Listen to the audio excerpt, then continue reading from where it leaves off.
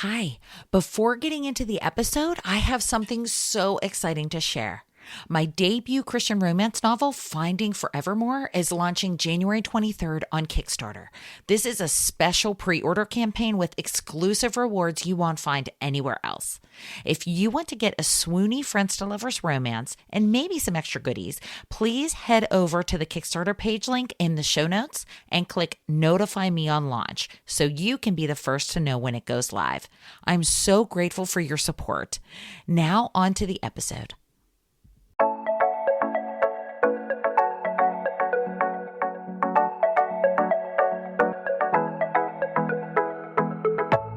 Welcome to the Christian Romance Podcast, where we go behind the books with inspiring Christian romance authors, exploring faith, love, and the journey that brings the story to life. I'm your host, Kelly Jo Wilson, and today we're chatting with Michelle Griep. Michelle has been writing since she first discovered blank wall space and Crayolas. She's a Christie Award-winning author of historical romances that both intrigue and evoke a smile. She's an Anglophile at heart, and you'll most often find her partaking of a proper cream tea while scheming up her next novel. Be sure to stay tuned to the end of the episode so you can hear about our brand new book giveaway for this month. Now, here's my conversation with Michelle. Hi, Michelle. Thank you so much for being on the Christian Romance Podcast today. I'm so happy to talk with you. Thank you. I'm happy to be here. Well, why don't we start by just having you talk a little bit about yourself, talk about your writing journey, even how your faith journey looked alongside that writing journey, and what led you to now being this wonderfully published author with these amazing books. Sure. Well, I started writing when I first discovered blank wall space and Crayolas, which did not make my mother happy. And even worse, I used to hang out beneath the dining room table, so I'm told, I don't remember this, and would spend many hours talking to my imaginary friend, Daniel Boone, which made my mother even more nervous. So she brought me to the pediatrician and said, there's something wrong with this child. And he said, no, she's just got a great imagination. So score one for me. So, fast forward a little bit. In junior high, I was one of the weirdos that did not, go to summer camp with all the kids. I stayed behind for summer school to do the poetry camp and learn poetry. So that's just the kind of bit of a word nerd that I am. And so love to write, but then I got married and had kids. And as you know, children take a vast amount of time. So I had to put writing on hold for a long time. And it was making me kind of nutty until my husband noticed, and he's like, you need to get out of the house. So how about you just go away? And I'm like, yes, please send me away. So one night a week, I would leave the home and I would go hang out at the library because I love to read. Grew up reading books. Nancy Drew. Every Friday night, I had a new Nancy Drew to read for that night. So went to the library, started reading, and then I got a little cocky and thought, I could do this. How hard can it be? Well, God laughs at those sorts of things, and pride does go before a fall. So I wrote a manuscript and sent it out everywhere because surely everybody was going to want to buy this masterpiece. And lo and behold, I got so many rejections. They came rolling in, and mostly telling me, you need to show, not tell. So apparently I was a little bossy with my writing. And I didn't even know what show versus tell even meant. So I thought, well, if I really want to do this thing, I should probably learn some tricks of the trade. So started going to writer workshops and conferences and whatnot, and actually learned what to do and most importantly, what not to do. And so, yeah, I wrote another manuscript. The other one, we just shoved that away, far away. And the second one in the drawer. did sell. Yeah, it was bad, let me tell you. But it was fun. I enjoyed the journey. So second manuscript did sell. And then I just kept at it. And lo and behold, those kids did grow up. And now I supposedly have more time. Although, I don't know, I'm more busy than ever, it seems. So yeah, that's a bit about my writing journey. Yeah, Oh, that is so funny. You are so funny. I know it's so weird how you just find a way to fill that time, right? Like you exactly. think you would have more because if they're grown, but then you're like, "Oh no, I'm." Well, and here's a newsflash for all you moms. They do come back. So, Well, unless you don't that's want good them to back, know. better lock that door. But I love having them come back, so it's okay. Oh, It's all yes, good. for sure. No, that's good to know. We're actually, my sister-in-law, my niece is a senior in high school, and one of my nieces is a senior in high school this year. And it's like, these last kind of things, like going through the last Mhm. sports and like, it's coming, and even for me, and she's my niece, and I'm like, how are you doing this? Like freaking out about her going away to school. It's just so crazy because once they grow, like them their whole life, it's just like, mm, I don't know. So it's good to hear they come But back. then even better, you get grandbabies, Yeah. and they Oh are yeah. the best. They are the best. Oh, So, yeah. for sure. Definitely something to look Yeah. forward to, for sure. Yes. But I am totally with you. I'm a total word nerd myself. I remember my high school English teacher called me the thesaurus queen because I was like using a physical thesaurus, even though we had just started like typing and all that. And Yeah. yes, so I'm totally with you. So don't feel bad about that. It was probably more fun anyway in the writing and, and books. Yeah. But that's so cool. I love that your husband, I love to see when you have like your husband or just people around you are very supportive of you. Like they can kind of, he's like, you're getting a little bit nuts. Go, go to the library. Go away. Go away. Go enjoy yourself. Yeah. I love that so much. Yeah. Oh, It was is good. that what got you in love? Like you love Nancy Drew? Is that what kind of got you into that kind of mystery adventure writing for yourself? Boy, I've just always devoured books Hmm. and or like even when I was little, one of my childhood friends reminded me recently that, oh yeah, we used to play this game called you made us play this game called Book and we had to write stories. I don't even remember that. But apparently even back then I was a little bossy. So Aw. yeah. That sounds so fun though. Oh my gosh, we would have been friends. Let me just tell you. I'd be like, "Oh, we're going to go write stories? Awesome. Let's go." For Yeah. real. Yeah. Oh, that's Yeah. so fun. That is so cool. So so you write these like beautiful, wonderful stories. Did you start out, like you said you were reading the mysteries and stuff. Now, what got you into the historical fiction? Like what's your favorite part about that? Yeah.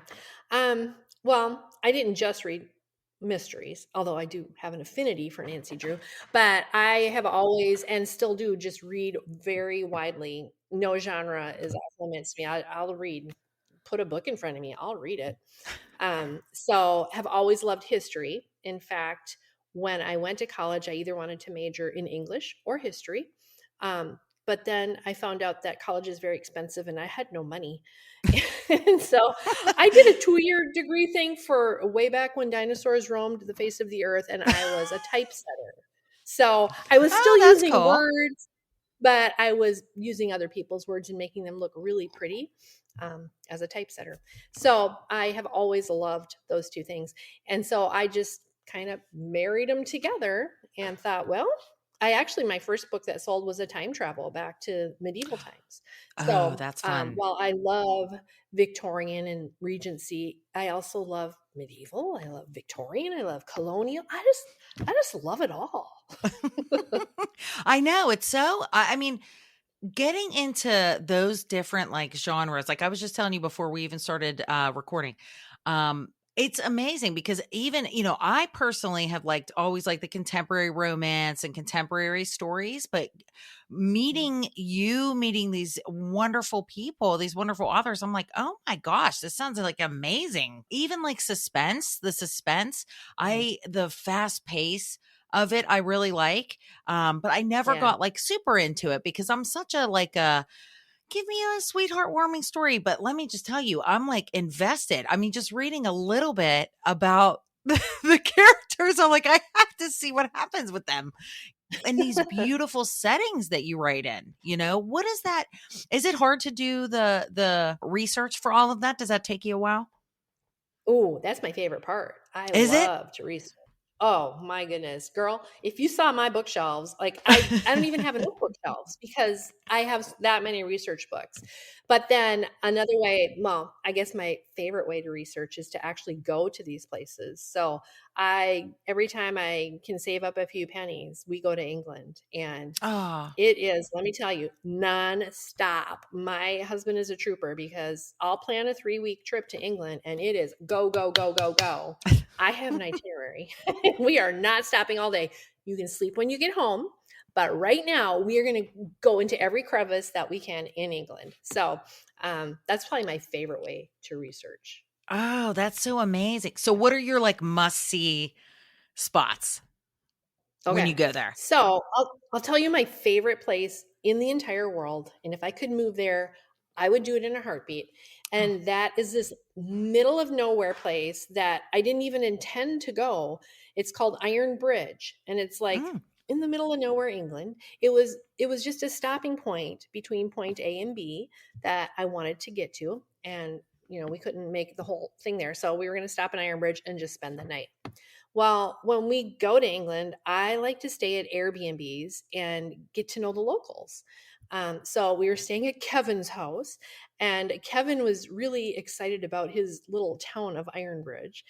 And he said, "You have to go down and see the Iron Bridge." I'm like, "No, I don't. I don't care.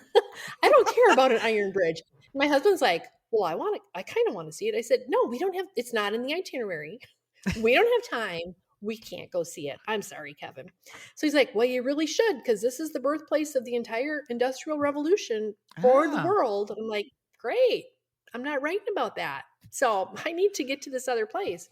So he tried again, bless his heart. The next morning, he said, "I'll just walk you down there real quick. We'll take a quick look and then we'll come right back and you can go on your way." I'm like, "Fine, let's humor him.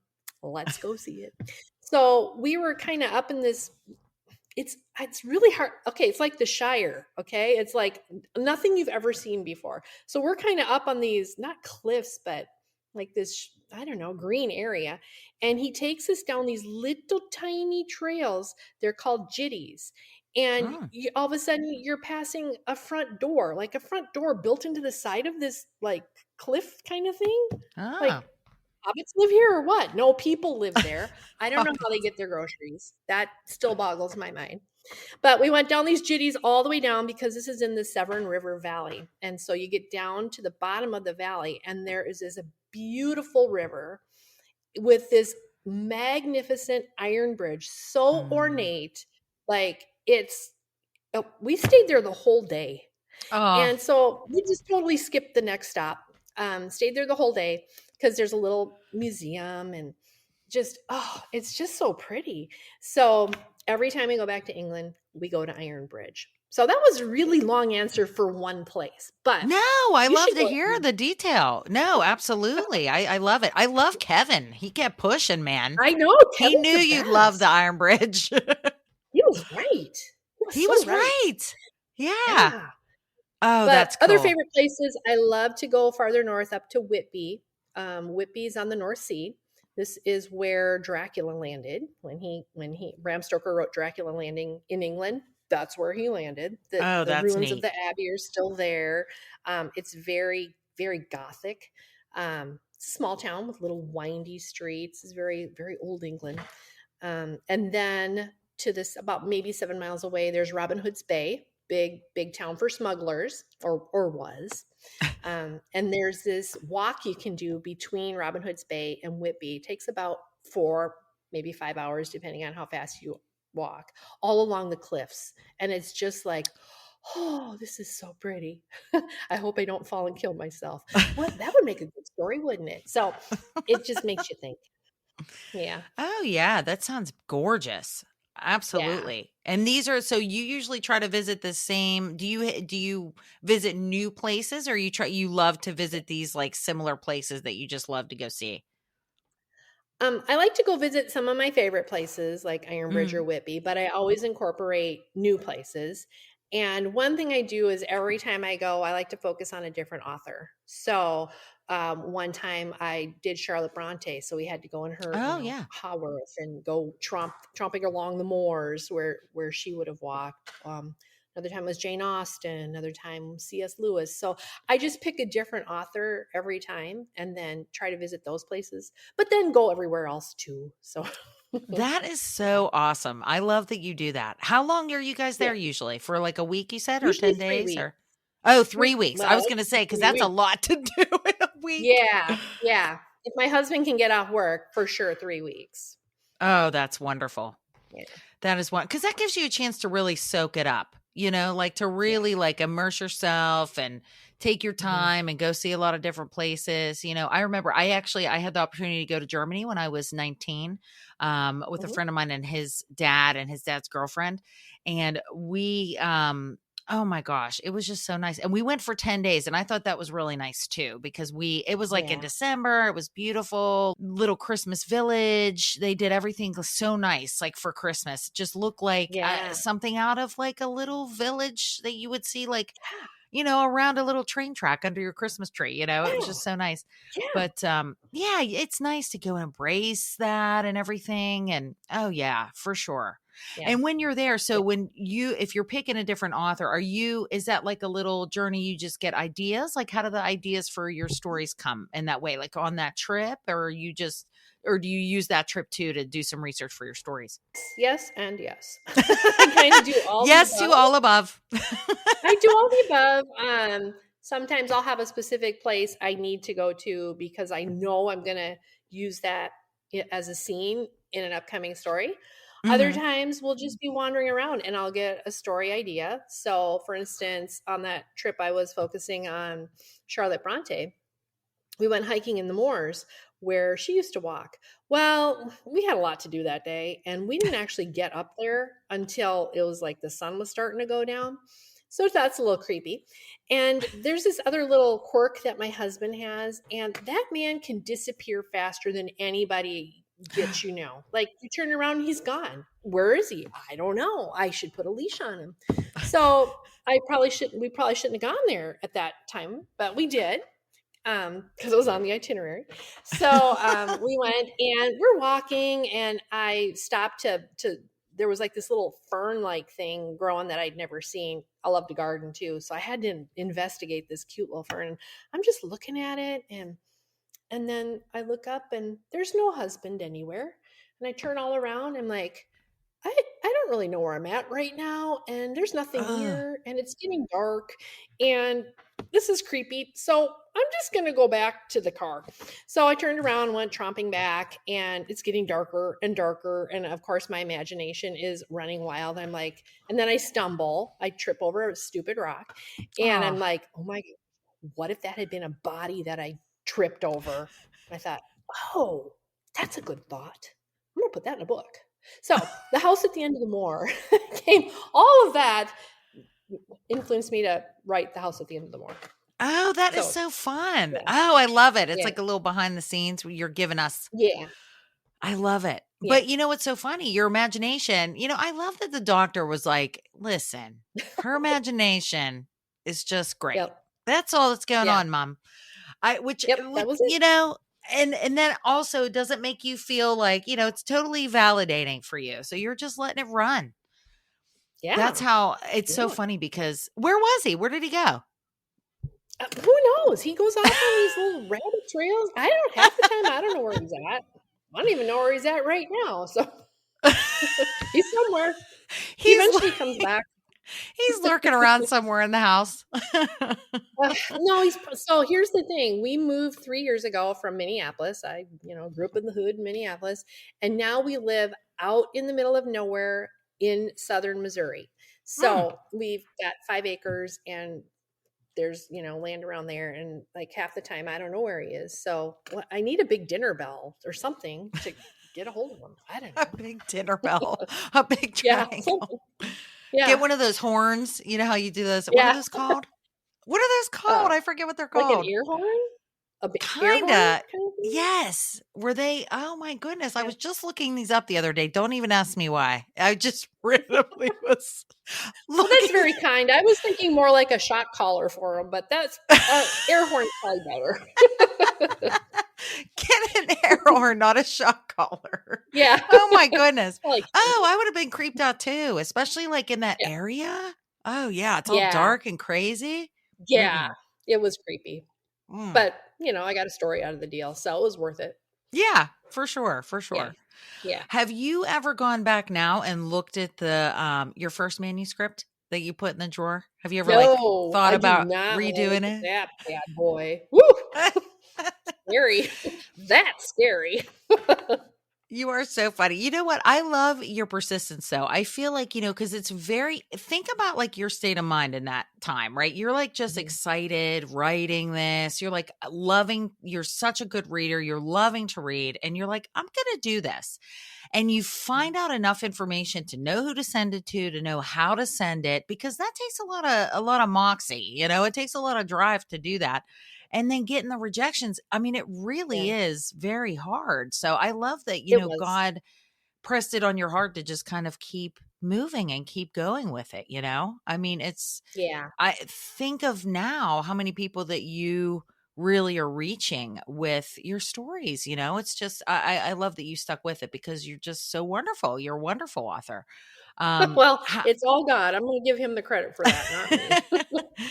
how that's what I was going to ask you next. How does that look whenever you're creating with him? Do you usually have kind of a spiritual theme in mind, or like whenever if you're praying even beforehand, or does he kind of just reveal it as you're writing? I would say every book is different in that Mm, respect. Sometimes I do have a theme that I really want to weave a story around. But more often than not, I'll just have like that little bit of a story idea and start writing it. And surprisingly, what it turns out to be is something that I need God to tell me. mm. So by the time I'm at the end of the book and I go, "Oh, really? That's what you're teaching me? Okay. Hmm. Not sure I like that, but I guess I need to learn that." So, yeah, Oh, that's it that's can really go either way. awesome. Yeah, that's really cool. You know what? I love that you said that because you don't often think about that because you have such a, usually you want to serve your reader, right? So you're like, you have such a call to do that and to make these wonderful stories. But yeah, he certainly can teach you a lot along the journey and in the process, especially Right, so sometimes it's like you're, going through it just like as if your reader is too, which is really fun and right. inspiring, really. How do you come up with these? Your characters are so like relatable, they have different flaws, they have different things that they're going through. How is that challenging to come up with that, or do you just kind of draw from your personal experiences? Um, a lot of times I'll draw from personal experience or I'll draw from what I see in other people. So be careful if I'm studying you. You might be in one of my books. You might be a character in one of my books, especially my family members. Another inspiration I draw from is I'm a huge Dickens fan, and as far as Mm, I'm concerned, he's like the king of making quirky characters yeah. that make you think, or make you love them, or make you hate them. Either way, they make you feel something. So that's what I always strive for: is to have a memorable character, whether they're good or bad. So, yeah, Oh yeah, for sure. And I feel like in real life, there's so many things that can happen and so many different experiences you see other people go through, even people close to you that are, uh, are not even believable sometimes. Like they're right, almost worse. You yeah, know what I mean? Like the truth is yeah, stranger than fiction thing. Like I can think yes. of so many things. I'm a nurse and I worked at the bedside for years. And let me just tell you, there were so many different stories and things you would never, ever even believe. Okay. That Right. happen, that people and family dynamics and stuff. It's so crazy. It's so funny. It makes me think I got to get you this mug. My husband got me a mug when I like first got back into writing and it said, "Be kind to the writer. She may put you in a book and kill you." It's I so might. funny. I seriously Yes. might. You Yes, if I'm might. having a bad day, I'm killing somebody. There is somebody gonna die that day. There is Yep, somebody gonna die. that's right. Oh my Mhm. gosh, you are so funny. Is it hard for you to kill off characters? Because it is hard No. sometimes for is it? It's not? No, I love it. Talk about it. I think it's so no. funny. That's what Jamie was just saying too. It's like not hard for her at all. Yeah, no. No, I don't always know they're gonna die, but sometimes I do, and so the I'm kinda cruel with the ones that I know are gonna die because I'll try to really make the reader care about them. So, for instance, in, Lost in Darkness, that's my ode to, um, Frankenstein. But I knew that he had to die because Frankenstein died. So this character has to die. But at first, I made the reader love him, Mm. and then I killed him, which is kind of a stab in the back. But a good book makes you feel. So Oh, for sure. yeah, Absolutely. Yes. Do you ever have anybody reach out and say like, "No, don't. Bring him back." yes, I did Do get a you? bit of feedback. I got a bit of feedback on that one. There was another book that I wrote, The Innkeeper's Daughter. And so I have critique buddies. They're other authors. And so after I write a book, I'll send it to them and they'll give me feedback on it. And so I had this one particular character who's probably my favorite side character. His name is Lucius Nutbrown. And he only ever speaks through a puppet and he only speaks about himself in third person. I Well, love him I already. killed him off. And Oh, oh my goodness, the grief I got from my critique buddies, I had to resurrect him. I had to make him live instead of die because they were not having it. So sometimes I do cross the line, but usually my buddies will let me know. oh, you're so funny. First of all you had to say was his name, and I loved him. And then you say about the puppet thing and the third person. I love him already, and you're killing him. I can totally I see. They did. were right. They were right. Yes. Yeah. He lives. Oh, So sorry. Spoiler alert. spoiler alert. No, it's okay. Yeah. Well, why don't you talk a little bit about of Golden Shadows, your new book? Yeah. Yeah, that was a fun one for me to write. I knew basically nothing about Egyptology. Um, but I thought, well, why not? Because that's what I usually think. And so one day the idea came from, I was procrastinating one day, as I am wont to do, and I was procrastinating on Netflix. And so I did a double header with Raiders of the Lost Ark and then The Mummy because, Oh, Harrison Ford, Brendan Fraser. Yeah, I can look at that. So I thought, though, it might be Swoony. fun. Yeah, it might be fun to do an archaeology story. But what if the archaeologist was a woman? And what if I stuck her in Victorian England? Because Mm. now that would be some conflict. So that's where the story idea came from.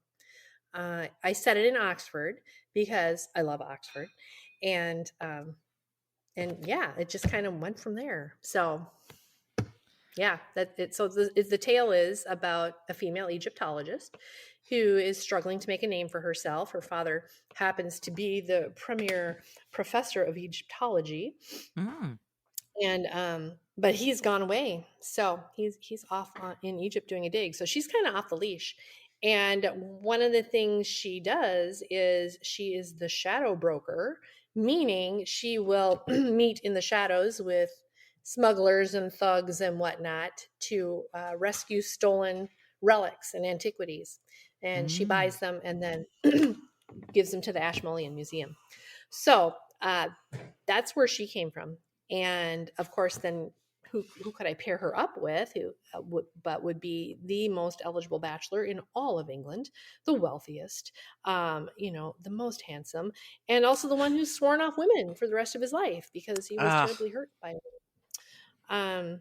And so, but he has this cargo of Egyptian relics that he needs immediately to be cataloged and priced. And so he goes to hire her father, who's gone, but she's there.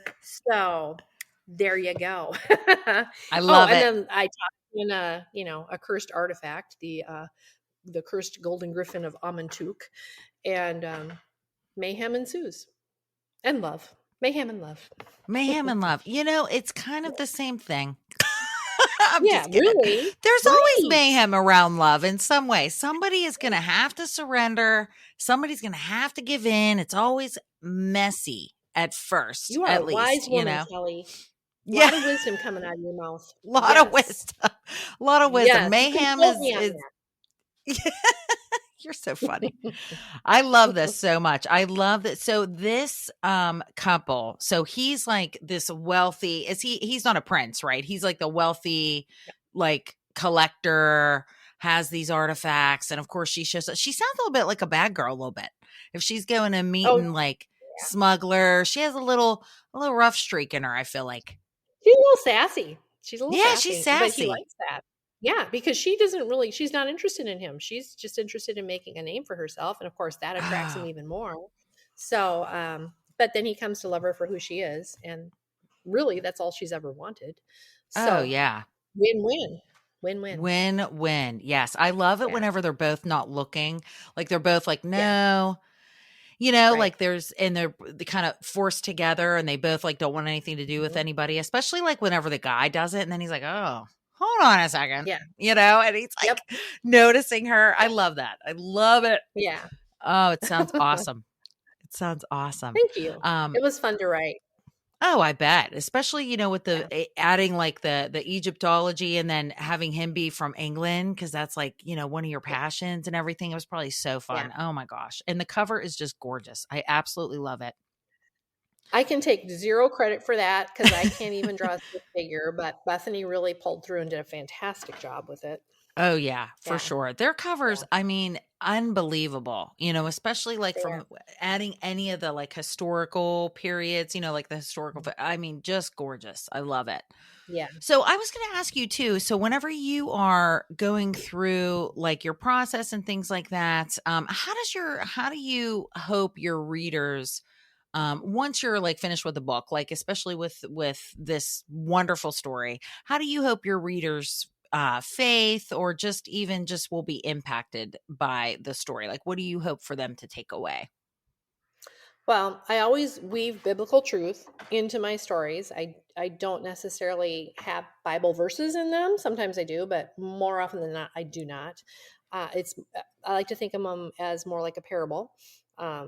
Not Mm. that I am the caliber of Jesus in any way, shape, or form, would not even compare to him. But I like to tell stories that show instead of tell, because I hope I learned that lesson. So yeah, that's how I like to weave faith in there. And then by the time they're done with the story, my goal is to inspire hope in people so that they Mhm. can see that, these characters went through some really hard things and yet it all worked out in the end. And, God's not done writing our story. And if you are going through a really hard time right now, your story's not over yet. It's not the end. And Mm. there is room for hope. There's space for that. So that's what I always like to leave a reader with is hope. Oh yeah. And I'm sure, yes, I'm sure you do. I'm sure everybody listening to, especially even just thank you so much for that encouragement because it's so Yeah. true. And it always makes me wonder because there's a lot of wonderful stories out there, even ones that are not necessarily like a Christian worldview. There's wonderful stories, but there's a difference when, God is in the making of it and he's all threaded throughout and, Jesus is there. Like Jesus is our hope. So it's just such a different experience, I feel like reading stories when you know that the author has really co-created with him, and just really Mhm. wanted to interweave that even if it's like you said, like a parable, I feel like that's totally great to do. I feel like a lot of times that actually really helps people because a lot of times people don't necessarily want to pick up the Bible, but they may want to, Right. but they'd be more inclined to read a story. And Jesus taught in Exactly. stories. He taught us in stories, Yeah. like you said. I mean, it's not, it's just doing what he has called you to do in your unique way. And I think that is just so impactful and just so wonderful that you can touch people like that and just help them to have that hope because I just don't know how what we would do without him without Jesus. Like Right. it's just Right. so Yeah. different Yeah. whenever you're reading a story like that. You can tell the difference. Like, and don't get me wrong, like I said, there's other stories out there that are wonderful, that can show hope and things like that. But there's just a difference when you know that it's infused with real, true hope that you have in Jesus. Um, Right. Yeah. we are almost at time, but I want to give you a chance. I wanted to ask you, so just on that note too, is there any Bible verse that really encourages you or maybe influenced this particular story that you would want to share? Well, I think I will share my absolute favorite verse. It's in this obscure little book of Nahum 1:7, which I was Hmm. slogging through. I like to slog through the Old Testament, and because who doesn't? And one time I was slogging through it, and I came across this verse, and I'm like, "Whoa!" I'm holding on to Oh. that one. And this is it. It says, "The Lord is good, a stronghold in the day of trouble, and He knows those who trust in Him." Hmm. So that is so hopeful to me because oh my goodness, do I have days of trouble? We all do. We all have catastrophes that happen to us. Um, but in that day of trouble, he knows those who trust in him. And that's where I strive to keep my hope is in him and he knows me. And way deep down in our heart, we all want to be known. We want that intimate knowing. So that's my all-time favorite. Oh yeah, and that's so true. You're absolutely right, 100%. And it's just beautiful. That's a beautiful verse. I don't think I've ever read Yeah. that verse either. Thank you so much for sharing that. Yeah. That's one Yeah. of the reasons why I love to ask people that, because I feel like we all have like a special thing that hits us a little bit different whenever, like you never, especially when you least expect it. I just love to hear the verses that encourage you. And I could totally see why that one would, because wow, that's amazing. Yeah, it's a good one. That's Liam amazing. Liam 1-7. Yeah, yeah. I do have one other fun Wonderful. thing I can share with you before we end this, Oh, and that absolutely. is Sure. yeah, I started an Etsy store, Etsy shop, I Did should say. you? But yeah, so it's all gifts for readers because I love Oh. readers and I love gifts. So I put the two together. And I put things on there that I would want to buy, and in fact have bought them. Um, but one of the things I'm most excited about is I am doing this. I'm calling it story letters. So it's a subscription. You sign up for. I have Edmund's love letters. You sign up for a 3-month subscription, and every 2 weeks you get a letter in the mail from Edmund, our hero, who is writing a love letter. Of course, you want to think the love letters to you. It's really to Amy, but you can think it's you. And he writes a letter of what's going on. He includes a poem because that's his little side gig, is he loves to write poetry, even though he's dyslexic. That is his outlet.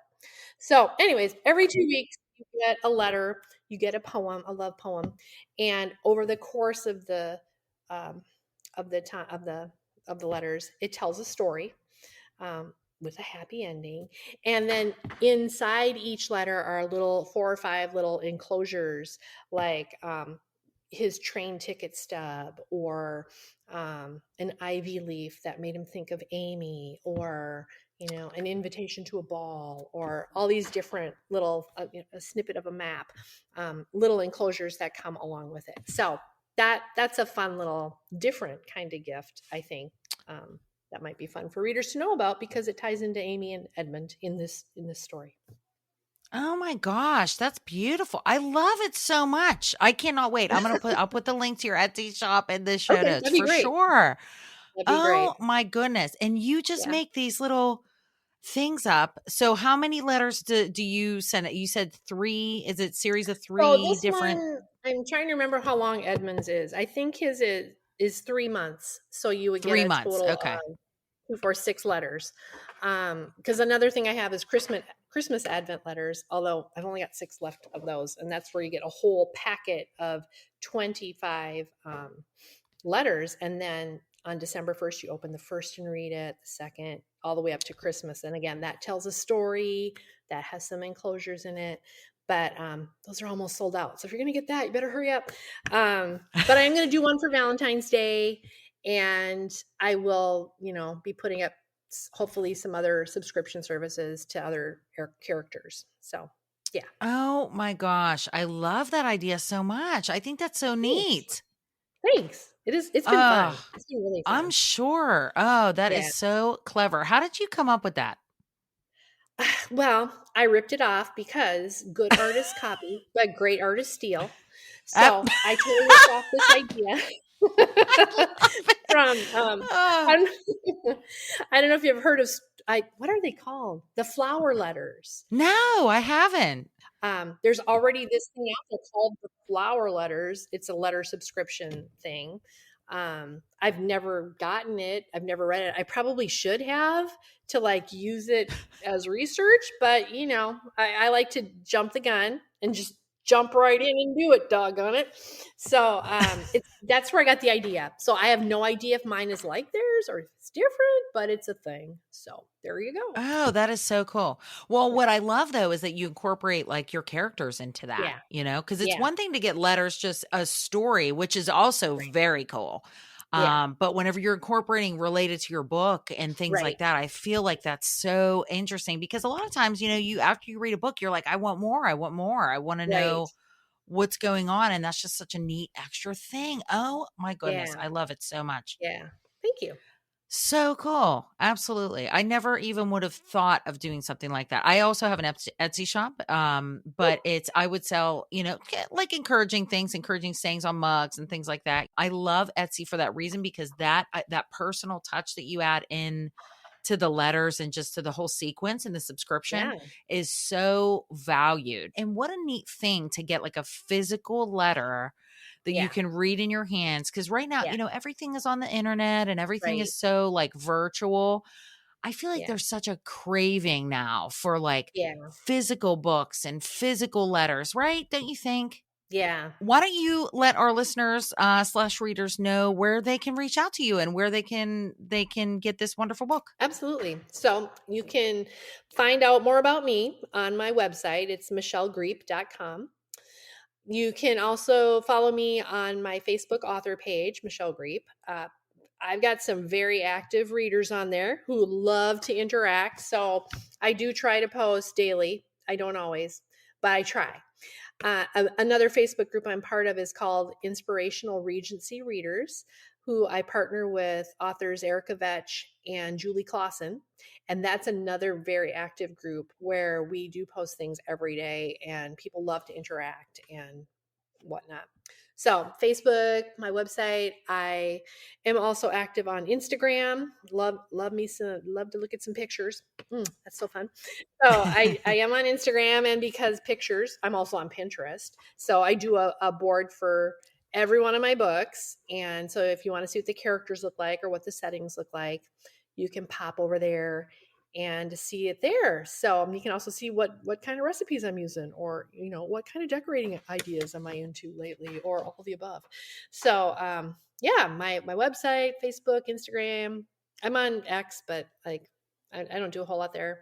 If you want to know what I really think about a book, you can follow me on Goodreads, where I put my honest opinions about books. And you can sign up for my newsletter. I always forget about that because I'm so bad at sending out newsletters. You can sign up at my website. Awesome. I will have links in the show notes to your website, to your Etsy shop. I also try to like to break out, if you're part of a Facebook group, like the Facebook of links to all your social medias, but I like to break out the Facebook group too, so it's easy for them to kind of click and join. And I want to join. Yeah, you So totally I should. want to do it too. It's a good group. Absolutely. Yeah.